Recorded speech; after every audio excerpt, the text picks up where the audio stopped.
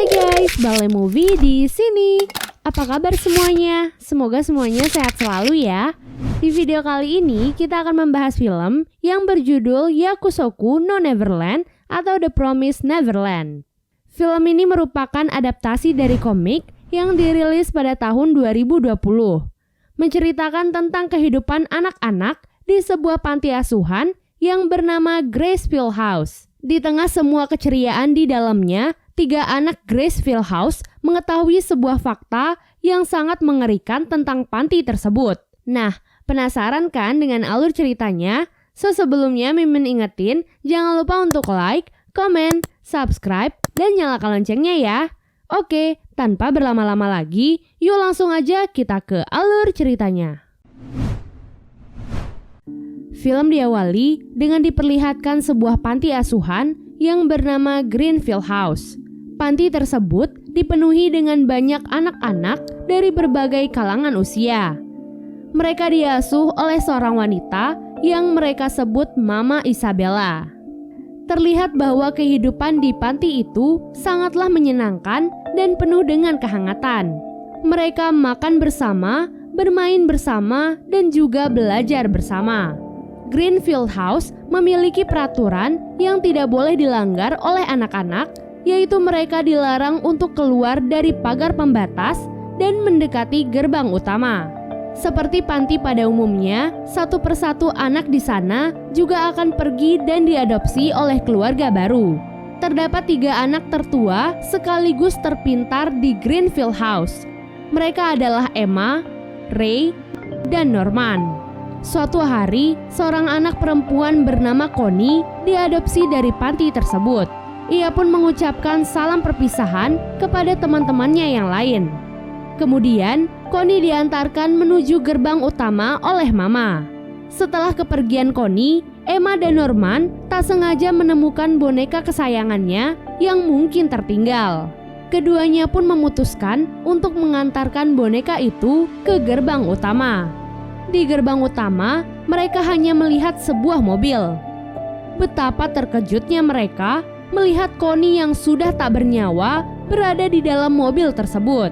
Connie ditusuk oleh setangkai bunga tepat di dadanya. Kemudian terdengar suara yang mendekat di tempat tersebut. Emma dan Norman pun segera bersembunyi di bawah mobil. Di sana, mereka melihat beberapa iblis yang sedang berbincang dengan Mama. Tak diduga, tempat yang selama ini mereka pikir sebagai rumah ternyata merupakan tempat peternakan manusia yang nantinya akan dipersembahkan kepada iblis-iblis tersebut. Dan Mama yang sangat mereka sayangi adalah pelayannya. Beruntung Emma dan Norman berhasil kabur dari tempat itu sebelum ketahuan. Namun sayangnya, mereka meninggalkan boneka Connie yang menyebabkan kecurigaan di pihak Mama. Sementara Emma dan Norman yang berlari kabur masih tak bisa percaya akan apa yang mereka lihat. Pantas saja anak-anak yang diadopsi dari panti itu tak pernah mengirimkan surat ataupun berkunjung lagi. Keesokan harinya, Emma dan Norman berusaha bersikap seperti biasanya di hadapan Mama. Saat jam bermain, keduanya pun pergi melewati batas untuk menemukan jalan keluar dari tempat itu. Setelah berlari cukup jauh, mereka dihadapkan dengan sebuah dinding raksasa yang mengelilingi tempat tersebut. Mungkin mereka bisa saja kabur dari dinding tersebut. Namun bagaimana dengan anak-anak lainnya yang rata-rata di bawah 5 tahun? Mereka pun kembali sembari memikirkan cara untuk kabur bersama. Tak diduga, ternyata Mama selama ini menanamkan sebuah chip di tubuh semua anak agar bisa memantau pergerakan mereka.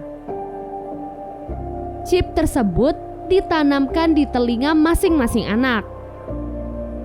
Keesokan harinya, Emma dan Norman kembali pergi keluar pembatas. Di sana mereka bertemu dengan Ray yang ternyata mengikuti mereka. Emma dan Norman kemudian menceritakan kepada Ray tentang Greenfield House yang sesungguhnya. Ray yang mendengar hal itu lantas menyarankan kepada mereka untuk kabur bertiga dan meninggalkan anak-anak yang lain. Karena Ray tahu bahwa membawa anak-anak yang lain sangatlah mustahil. Namun Emma menolak saran itu dan tetap teguh ingin menyelamatkan semuanya. Sejak hari itu, Emma, Norman, dan Ray mulai bekerja sama untuk bisa membebaskan diri dan semua anak-anak di panti tersebut. Saat sedang berdiskusi di perpustakaan, mereka menemukan kode yang terselip di setiap buku yang menuliskan bahwa mereka harus kabur dari tempat tersebut. Kode itu dikirim oleh seseorang yang bernama Minerva. Itu artinya di dunia luar ada juga orang-orang yang mendukung mereka. Keesokan harinya, Mama datang dan memperkenalkan pengasuh baru yang bernama Sister Crown. Tentu saja, Sister Crown didatangkan bukan untuk mengasuh mereka, melainkan untuk mengawasi mereka semua. Hari itu, Emma dan yang lainnya mulai melatih anak-anak yang lain dari segi fisik dan kemampuan berpikir mereka.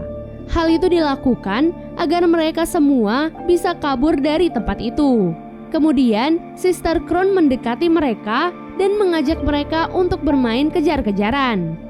Emma, Ray, dan Norman memanfaatkan hal itu agar bisa mengenali musuh mereka. Tak disangka, meski tubuhnya terlihat besar, namun Sister Crown ternyata memiliki kecerdikan yang cukup tangguh untuk menangkap anak-anak. Namun sayang, Norman dan Ray berhasil memenangkan permainan itu. Yap, kecerdikan dan kepintaran kedua anak ini juga tak bisa diremehkan. Di balik sikapnya itu, Sister Crown ternyata memiliki ambisi yang terselubung, di mana ia berniat untuk menjadi mama di panti tersebut dan menggantikan Mama Isabella. Oleh sebab itu, ia berusaha keras untuk mencari bukti dari pelarian yang akan dilakukan oleh anak-anak panti agar bisa dilaporkan ke pusat. Dengan begitu, Mama Isabella akan mendapatkan teguran dan dihukum mati. Setelah hari itu, Mama dan Sister Crown tak melakukan apapun untuk menghalangi mereka. Hal itu pun menimbulkan kecurigaan di kepala Norman. Ia merasa bahwa di antara mereka dan anak-anak yang lain terdapat mata-mata yang membantu Mama untuk mengawasi mereka. Norman mendapatkan ide untuk mengungkap mata-mata tersebut. Pada malam harinya, mereka mengundang Don dan Gilda untuk datang ke perpustakaan. Di sana, mereka pun memberitahu Don dan Gilda kebenaran dari Greenfield House sekaligus mencari mata-mata di antara mereka. Norman memberitahu lokasi sebuah tali yang rencananya akan mereka gunakan untuk kabur kepada Don dan Gilda. Namun, Norman sengaja memberikan lokasi yang berbeda untuk Don dan Gilda. Keesokan harinya, rencana Norman ternyata berhasil. Ia pun mengumpulkan Emma dan Ray untuk mengungkapkan mata-mata tersebut. Bukan Don atau Gilda, namun mata-mata itu ternyata adalah Ray.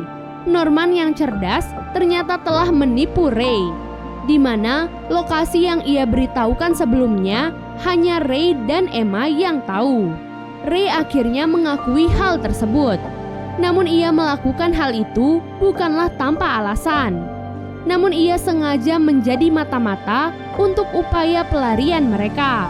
Sejak masih kecil, Ray menawarkan dirinya untuk menjadi bawahan Mama agar bisa mendapatkan beberapa barang yang ia inginkan dari luar dinding, serta menegosiasikan pada Mama agar ia dibunuh pada saat berusia 16 tahun. Berkat hal itu, Ray akhirnya berhasil menciptakan alat untuk menghancurkan alat pelacak yang ditempelkan di telinga mereka. Oleh sebab itu, kini tim mereka pun menjadi 5 orang, yaitu Emma, Norman, Ray, Don, dan Gilda. Saat mereka berlima sedang berdiskusi bersama, Sister Crown tiba-tiba mendekati mereka. Kini Sister Crown menawarkan kerjasama kepada mereka, di mana ia akan membantu mereka untuk kabur agar ia bisa menjadi mama seperti keinginannya. Namun, anak-anak itu lebih dulu menyadari niat terselubung dari Sister Crown, di mana ia hanya ingin mencari bukti percobaan pelarian dari mereka untuk tujuan pribadinya. Dan pada akhirnya, anak-anak itu akan tetap ditangkap dan dibunuh juga. Pada malam hari, Emma dan yang lainnya pun pergi ke kamar Sister Crown untuk menggali informasi darinya. Dari pertemuan itu, Sister Crown pun mengetahui rahasia di mana kelima anak itu ternyata telah memiliki alat untuk menghancurkan alat pelacak yang terpasang di telinga mereka. Kelima anak itu pun memanfaatkan Ray untuk melaporkan kepada Mama tentang Sister Crown yang mulai mendekati mereka. Hal itu dilakukan agar Mama terhasut dan menyingkirkan Sister Crown. Keesokan harinya, Sister Crown terlihat mencari-cari alat tersebut di seluruh tempat. Sampai akhirnya, Sister Crown menemukan alat tersebut di sebuah boneka milik salah satu anak. Saat hampir saja mendapatkan alat itu, Mama tiba-tiba datang dan memberikan surat pemindahan untuk Sister Crown ke panti lainnya. Sebelum pergi, Sister Crown terlihat menaruh sebuah pulpen di laci milik Norman. Kemudian, Sister Crown pun pergi ke gerbang utama. Di sana ia bertemu dengan atasannya yang disebut dengan nama Grandma. Kemudian saat itu juga, Sister Crown dieksekusi oleh iblis.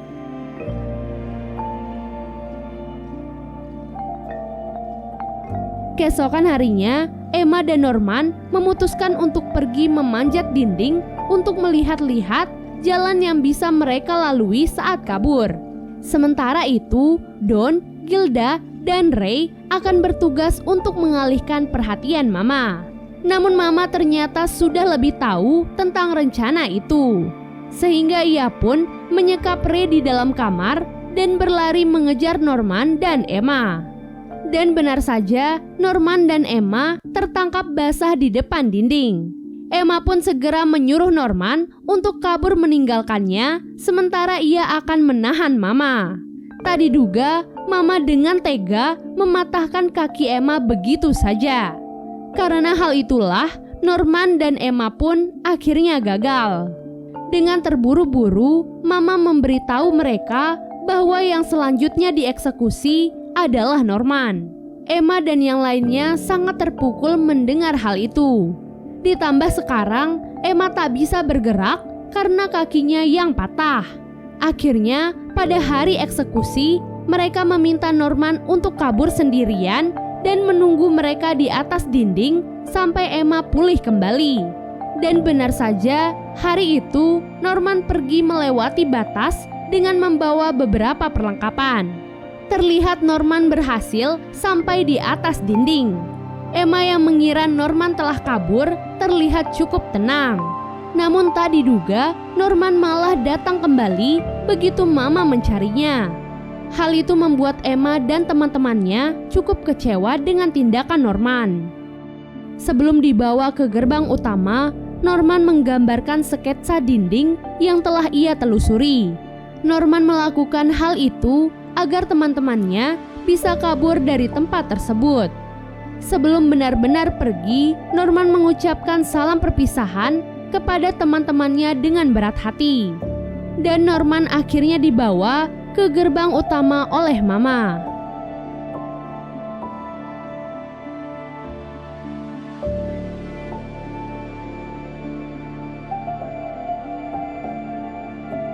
Setelah kepergian Norman, Emma dan Ray terlihat sangat murung dan bahkan menyerah akan mimpi mereka untuk kabur. Setelah 2 bulan lamanya, mereka tak melakukan usaha apapun. Kini tibalah giliran Ray untuk dieksekusi. Emma pun pergi menemui Ray di sebuah ruangan. Tak disangka, selama 2 bulan itu, keduanya tak menyerah sama sekali. Melainkan mereka telah memikirkan cara yang lebih matang untuk rencana pelarian mereka. Tak diduga, sebelum kepergiannya, Norman meninggalkan pesan dan rencana matang untuk mereka, di mana selama ini mereka tetap melatih anak-anak untuk keberhasilan rencana mereka. Selain itu, semua persiapan juga telah rampung. Kini waktunya untuk menjalankan rencana itu. Pada malam itu, Ray dan Emma bekerja sama untuk menipu Mama. di mana mereka sengaja membuat kebakaran dan berpura-pura seolah-olah Ray akan menjadi korban kebakaran tersebut.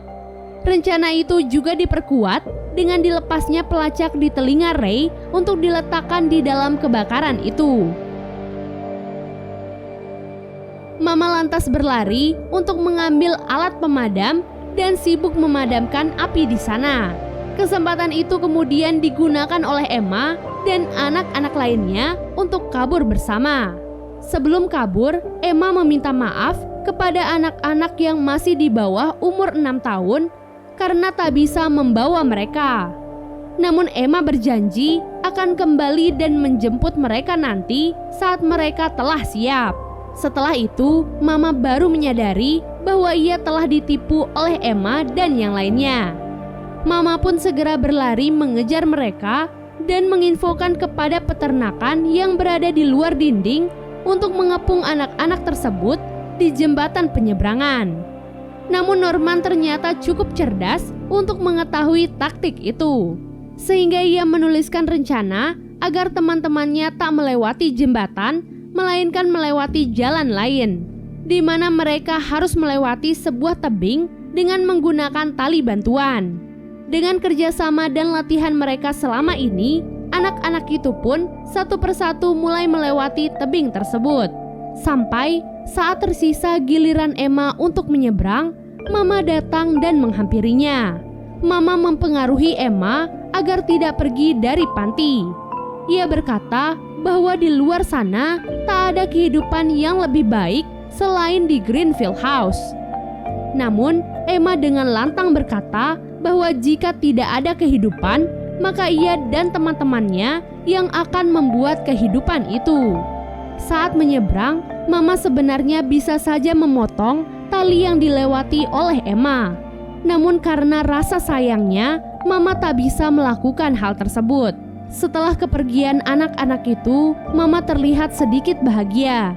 Karena di dalam lubuk hatinya yang terdalam, ia sebenarnya menginginkan kehidupan yang lebih baik untuk anak-anaknya itu. Karena kejadian itu, Mama akhirnya dieksekusi dan menjadi makanan untuk iblis. Dan film pun selesai.